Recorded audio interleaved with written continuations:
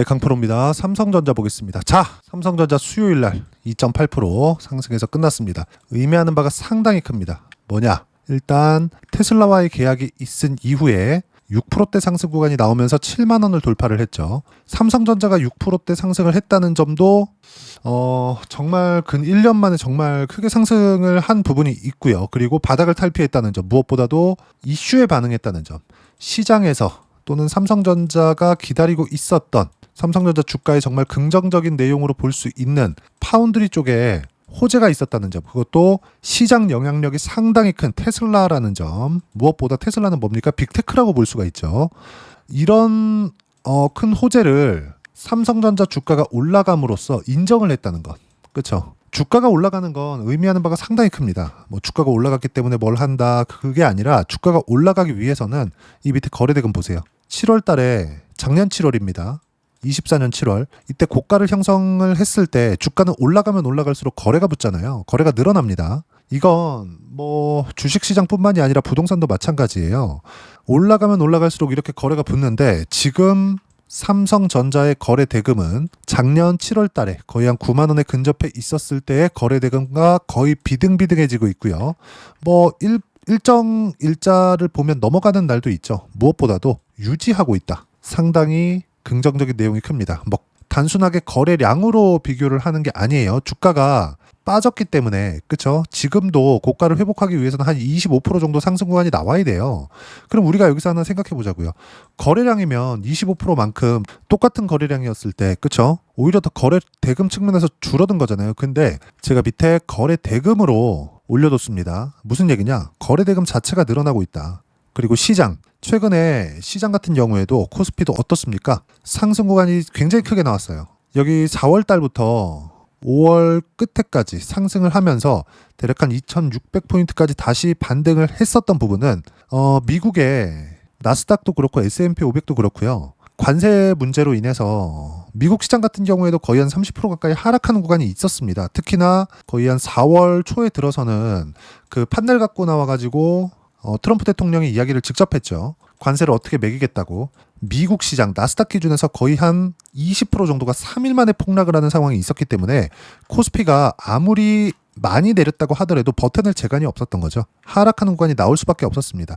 딱 이 하락하는 구간만, 관세 관련된 내용으로 인해서 빠져 있었던 구간만 반등을 했었는데 한국의 정치적인 불확실성이 끝나고 나서, 그리고 지금 정권이 부동산을 잡기 위해서 주식시장을 5천까지 보낸다 그랬잖아요. 물론 이런 과정에서 지금 뭐 지난주부터는 뭐 세금 관련된 문제나 이런 부분들이 다시 나오고는 있는데 코스피가 너무 빠르게 상승을 하니까 정부에서도 좀 당황한 게 아닌가 이런 생각이 좀 듭니다. 그래서 약간 조금 컴다운하는, 그렇죠?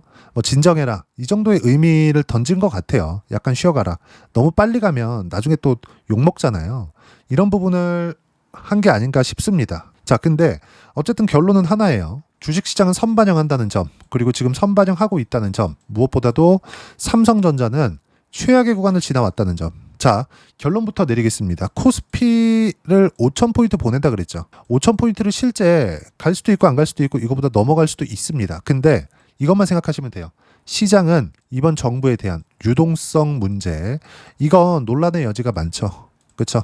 뭐 지지하는 분들도 있고 지지 안 하는 분들도 있어요. 저는 모르겠습니다. 그냥 주가만 정상적으로 거래가 되게 만들어줬으면 좋겠어요. 바라는 게 있다면. 그거 말고는 뭐 정부에 대한 기대를 갖고 있거나 이런 거 없습니다. 어차피 뭐 나라에서 뭘 한다고 결과적으로 내가 돈을 벌기 위해서는 내가 잘해야 되는 거잖아요. 그렇죠? 내가 어떻게 하는지에 따라서 하는 거지, 나라에서 뭘 해준다고 뭐 내가 뭐 잘 먹고 잘 살거나 이런 거는 저는 없다고 생각을 하기 때문에 그 부분에 대해서 이야기를 드리는 거예요. 단지 제가 시장 관련된 이야기, 그리고 정부에서 5,000포인트를 보냈다는 것, 이것과 연결지어서 이야기를 드리는 건 코스피가 반응하고 있기 때문에, 그리고 코스피가 반응한다는 건 돈이 들어오고 있기 때문에, 왜? 올라왔으니까. 내려갔으면 돈이 빠져나가고 있는 겁니다. 이런 상황이 벌어지고 있는 거예요. 그러면 시장은 이번 정부의 코멘트를 믿고 있는 거죠. 일단 당선된 지 얼마 안 됐고, 그리고 국회도 장악을 하고 있기 때문에 정부에서 뭘 할 거야? 그러면 국회에서 그냥 바로 통과죠. 이런 부분들이 진행이 되고 있기 때문에 딱 한 가지만 생각하면 될 것 같아요. 시장은 기대를 하고 있다. 그리고 여기서 삼성전자는 최악의 구간을 지나왔다. 그리고 무엇보다도 일론 머스크, 그렇죠? 그리고 테슬라, 뭐 같은 이야기인데 빅테크와의 계약까지 나왔다는 점. 하이닉스가 엔비디아의 거의 뭐 독점 계약을 하고 있는 이 상황에서 23년도부터 엄청난 상승 구간을 만들어냈죠. 근데 실제 실적치를 보잖아요. 24년도에 들어서 실적 개선세가 이루어졌습니다. 23년도에는 주가가 100% 정도의 상승 구간이 나왔습니다. 하이닉스 기준에서. 하이닉스는 시가총액 기준에서 보잖아요. 어떻습니까 이거? 자, 요 내용을 보셔야 되는데 코스닥이 아니라 코스피 보면 되겠죠? 보세요. 하이닉스는 지금 이렇게 보면 되겠네요. 하이닉스는 6% 시가총액 비중이고요. 삼성전자는 14.4% 시가총액 비중입니다. 거의 한 2배 정도의 시총 비중이 더 커요. 아무리 하이닉스가 성장세가 크게 발생하고 있다고 하더라도 아직까지 삼성전자와의 그 코스피 1등 그 다툼을 하기에는 많이 적죠. 근데 그렇다고 하더라도 많이 올라왔다. 근데 이걸 생각하라는 겁니다. 제가 하이닉스가 강세를 보이는 과정에서 언제 고가가 나오고 그리고 실적 확인 과정이 거쳤으며 그리고 이 과정에서 언제 돌파 구간이 나왔는지 2년치 시세를 한번 보면서 이야기를 드리죠. 7만 원 거의 한 초반 중반 때부터 시작해가지고 24년도 시작하기 직전에 14만 원까지 상승이 나왔고 그리고 이 고점 20한 4만 원, 5만 원 요 정도 됩니다. 그럼 생각해 봅시다. 첫 번째 AI 붐이 터지고 나서 7만 원부터 14만 원 100% 올랐죠. 여기 3년도에는 그렇죠. 23년도에는 적자였어요. 적자를 봤습니다. 근데 주가는 100% 올랐어요.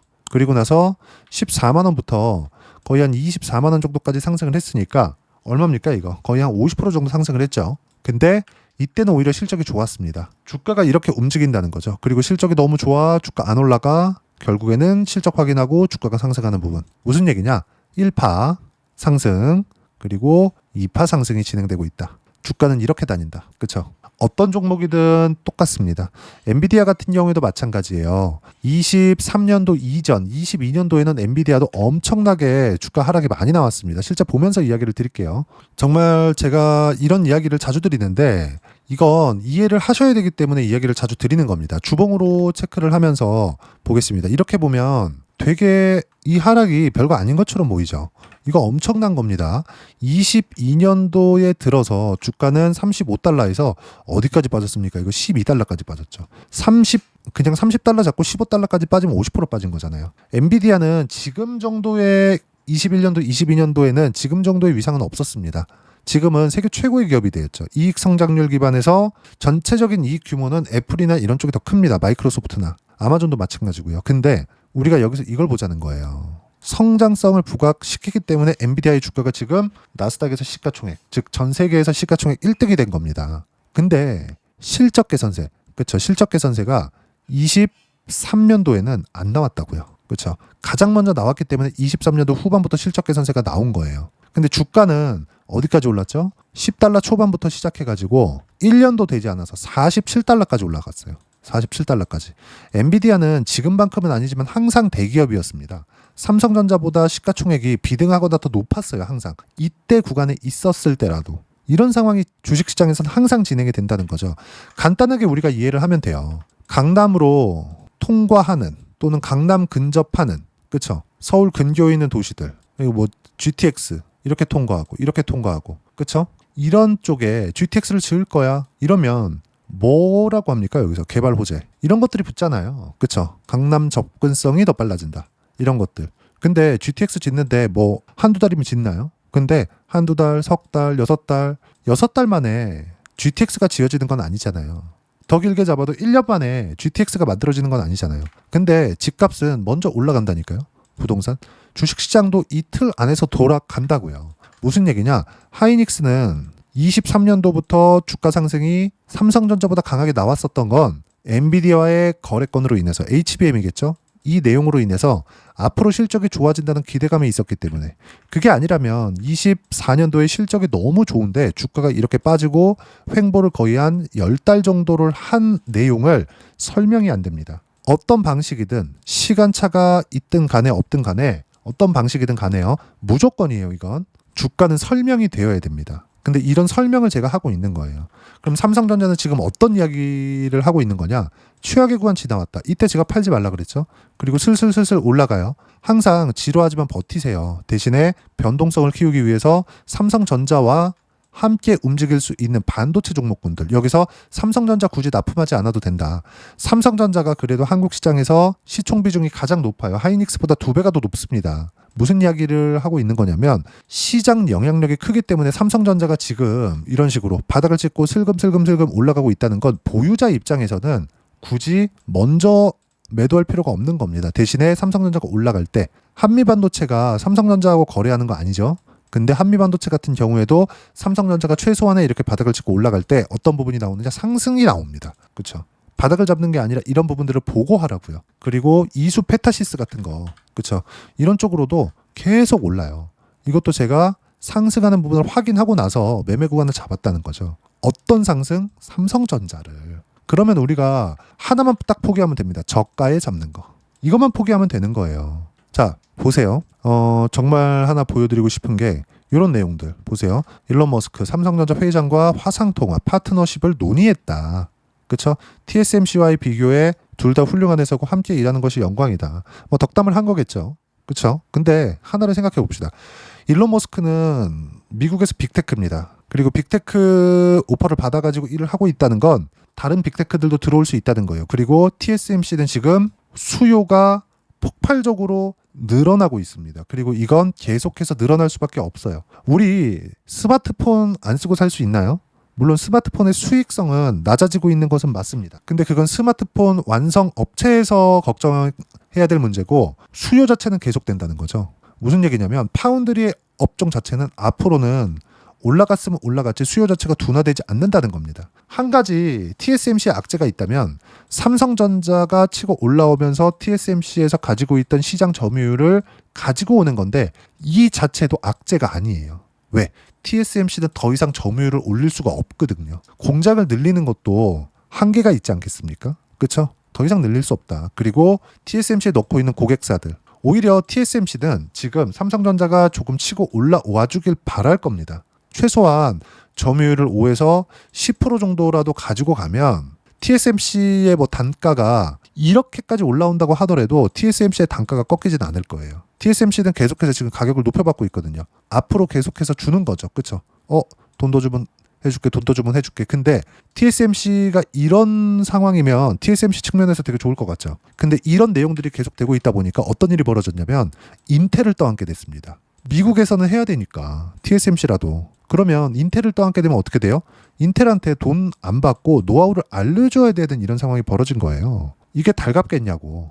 아니라는 거죠. 근데 이렇다고 하더라도 일단 미국은 파운드리 쪽으로는 전혀 생각이 없습니다. 한다 하지만 그냥 TSMC다 삼성전자에 팹이 들어오는 것을 바라는 거지 미국에서 직접 미국 기업이 제조까지 같이 한다? 그렇죠? 파운드리까지 같이 한다? 이거 절대 바라지 않습니다. 왜? 부가가치가 낮거든요. 지금은 TSMC 쪽으로 몰려서 파운드리 없으면 안 돼. 높은 부가가치처럼 보이는 거예요. 이것만 생각을 하셨으면 좋겠다 이겁니다. 주식시장은 이틀 안에서 돌아가니까. 왜 이런 구조가 나오냐면 자, 미국은 반도체를 이끌어가고 있죠. 근데 세대를 앞서가는 게 아니라 세대를 만들어갑니다. 미국은. 인텔에서 신제품 나와요. 그렇죠? 새로운 세대의 제품이 나와요. 메모리 반도체 바뀝니다. 폼 자체가 바뀌어요. AMD에서 그럼 또 나옵니다. 그럼 여기도 인텔에서 바뀐 것만큼 치고 올라가요. 근데 지금은 이 세대에 대한 부분은 인텔이 플랫폼 자체를 만들어가고 있는 것은 맞아요. 근데 AMD가 이것도 슬금슬금 치고 올라오면서 앞서가고 있는 것도 사실입니다. 하지만 인텔이나 AMD나 이 어떤 이 폼을 쓰는지는 어차피 동일하다는 거죠. 근데 이게 한국에서 잡고 있는 메모리 반도체 쪽은요. 이 폼을 앞서가지 못해요. 여기서 정해져 있는 걸로 이 규격에 맞춰 들어가야 됩니다. 이건 어쩔 수가 없어요. 이게 폰 노이만 구조라고 하는데 1960년도인가 만들어진 구조예요. 이 구조를 벗어나지 못하는 거죠. 양자 컴퓨터가 되면 어쩌고저쩌고 이야기를 하는데 그건 그때 가서 생각하면 됩니다. 엔비디아 주가를 아까 전에 보여드렸잖아요. 주가 올라가면 하면 된다. 근데 양자는 이미 많이 올라왔다. 너무 많이 올라갔으면 더 좋은 거 아닌가요? 그래도 실적 확인 과정 거치는 거 제가 아까 전에 하이닉스를 통해서 보여드렸죠. 이 부분에 대해서 이야기를 드리는 겁니다. 그러면 지금은 삼성전자 같은 경우에 뭐예요? 추가적으로 떨어질 수 없고 그리고 추가적으로 호재거리가 나왔고 주가는 여기에 반응을 했다. 그리고 뭐가 나왔어요? 빅테크들의 계약이 열릴 수도 있다. 가장 중요한 거 일론 머스크 즉 테슬라와의 그쵸? 이 계약건을 좋은 성과를 내야 됩니다. 여기서 돈 들어오는 거 27년, 28년 가야 됩니다. 그렇죠? 22조대 정도의 계약을 했어요. 근데 여기서 들어오는 결제자금 27년도 이후로 가야 돼요. 앞으로 실적이 좋아지는 내용까지 갖춰져 있는 것은 맞습니다. 최소한의 성장성을 회복하는 거, 그리고 점유율을 회복하는 게 중요한데 이 부분에 대한 첫 번째 단계를 넘어섰다는 거예요.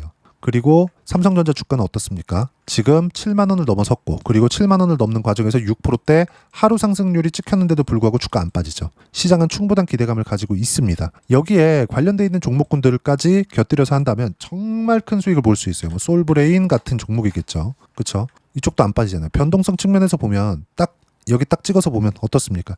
정확하게 똑같이 가죠. 5월 27일 바닥 찍고 올라가는 거. 근데 변동성 측면에서 보면 어때요? 바닥까지 거의 한 30%, 이것도 바닥에서 거의 한 25% 이렇게 나온다고요.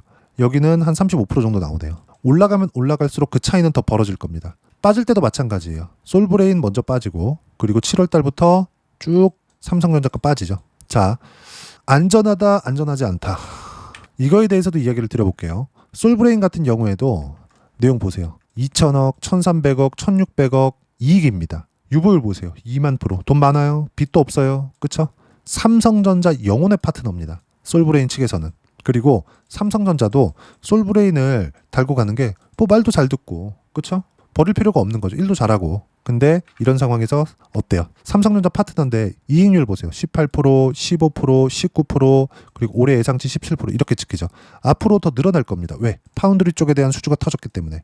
여기서 진짜 딱 하나만 생각을 하셨으면 좋겠어요. 솔브레인이 두 자릿수, 그것도 20% 가까운 영업이익률을 꾸준하게 유지하고 있다는 건 삼성 쪽에서 허락을 하고 있다는 겁니다. 삼성에서 돈을 받으니까. 하이닉스 지금 돈 어디서 받아요? 엔비디아한테 받잖아요.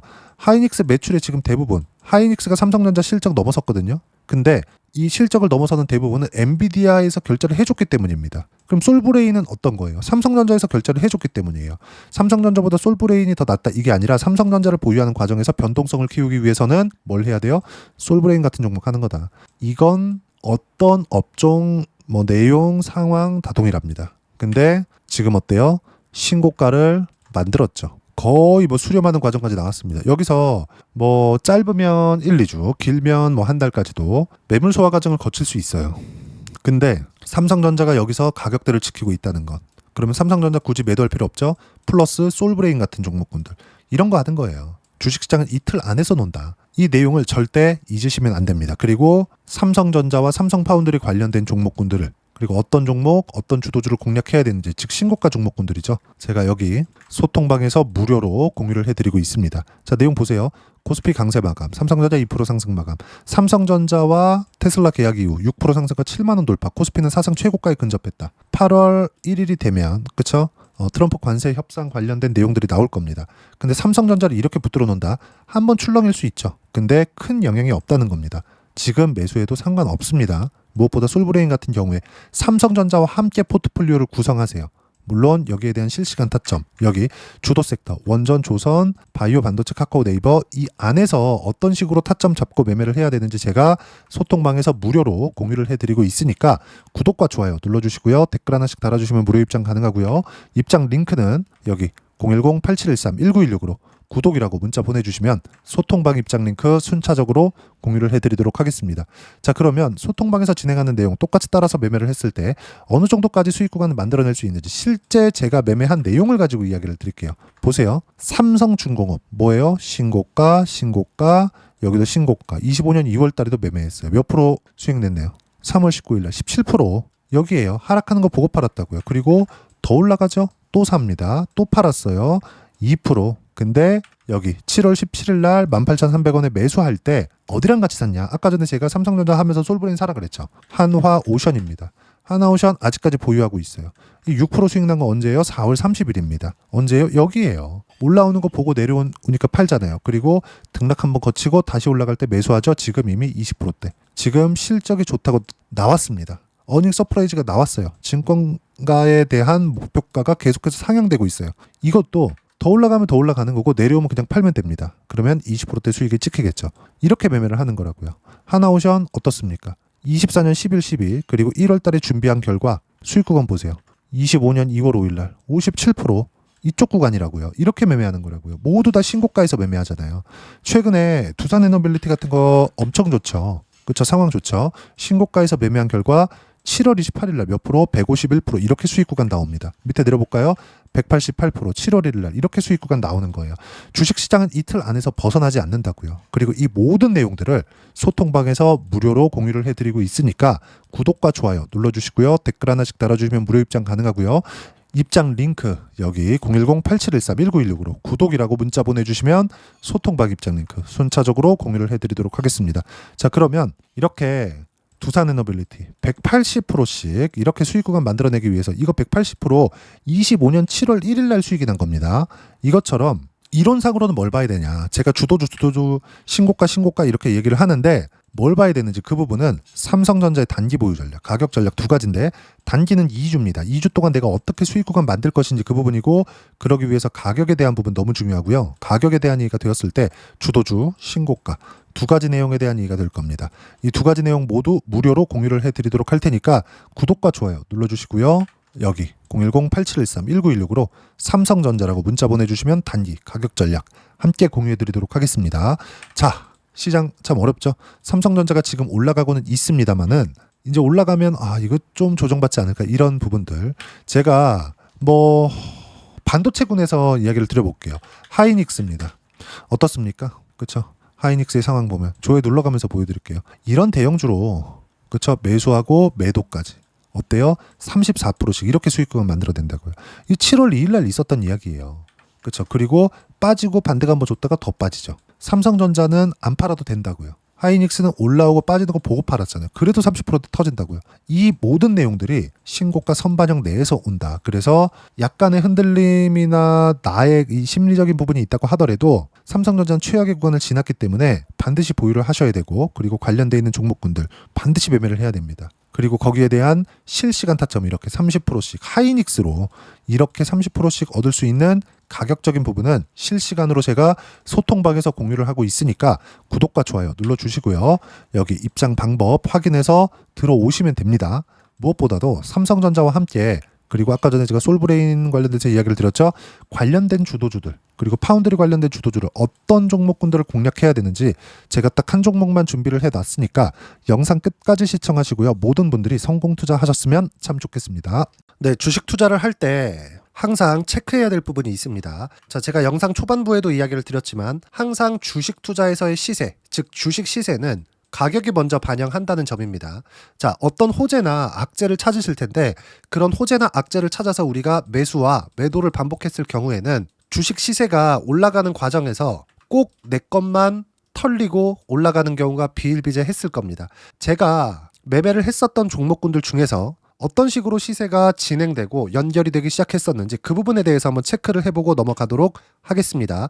자, 제가 먼저 조회를 눌러서 이야기를 드릴 텐데 이렇게 조회를 눌러서 먼저 보여드리는 건 조작이 불가능하다는 걸 먼저 보여드리는 거고요. 자, 내용 한번 보겠습니다. 자, 재룡산업 시세 구간 올라가는 구간 확인하고 나서 매매를 한 경우에 34%대 수익 구간. 자, 다음 종목 한번 보겠습니다. 한화오션 신고가 이후에 다시 상승하는 구간 그리고 수익 구간은 57%까지 늘어나는 부분이 있습니다. 공통점이 있다는 겁니다. 먼저 돌려보면서 이야기를 드리도록 할게요. ABL 바이오. 자, 이것조차도 마찬가지죠. 시세 이후에 다시 큰 폭의 급등 구간 그리고 76%까지 시세 구간이 발생했다는 점. 어떤 종목이든 가격대가 올라가는 부분이 먼저 나왔다는 게 핵심 포인트예요. 자, 다음 종목 보겠습니다. 자, 자람 테크놀로지입니다. 어떻습니까? 이것조차도 마찬가지죠. 74.8%의 수익 구간을 냈는데 단 3일 걸렸습니다. 시세가 나왔었던 구간은 동일하게 신고가 이후에 발생했다는 점. 그리고 마지막으로 두산에너빌리티.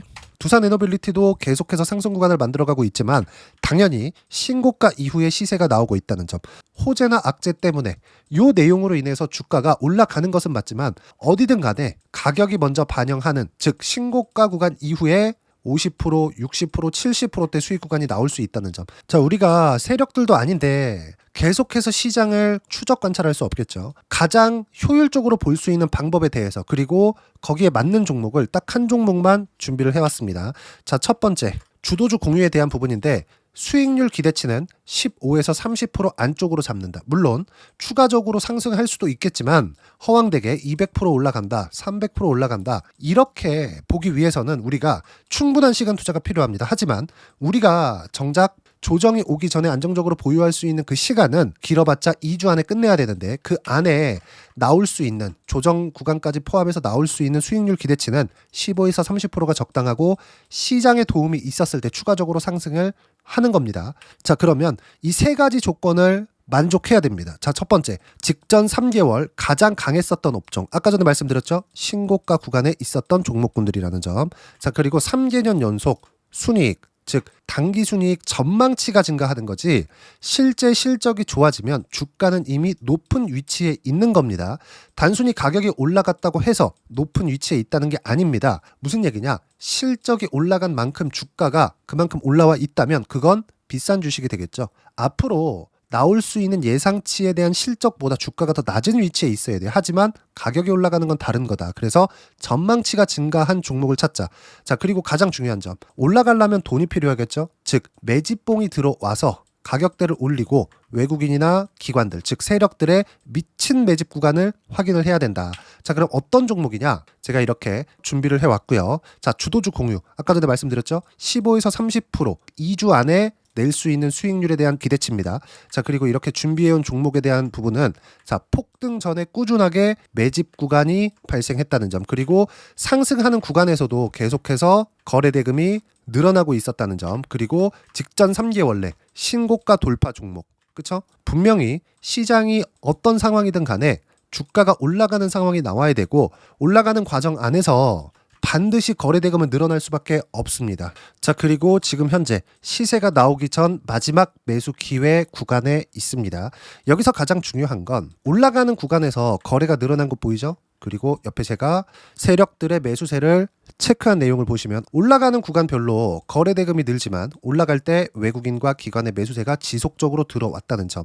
이 구간에서 제가 종목만 드릴 수도 있겠지만 어떤 식으로 타점을 잡고 매매를 해야 되는지 소통방에서 함께 진행을 하고 있고요. 소통방은 모두 무료로 진행하고 있습니다. 물론 종목만도 따로 드리겠지만 등락하는 과정에서 어떻게 타점을 잡아야 되는지 그런 부분 소통방에서 진행하고 있으니까 여기 010-8713-1916으로 주도주 라고 문자를 보내주시면 제가 강프로의 소통방도 함께 초대를 해드리면서 지금 2주 안에 15에서 30% 수익률이 기대되는 주도주를 공유해드리도록 하겠습니다. 자, 항상 어려운 주식시장이지만 제가 준비한 이 종목 받아가셔서 모든 분들이 큰 수익 내셨으면 좋겠습니다.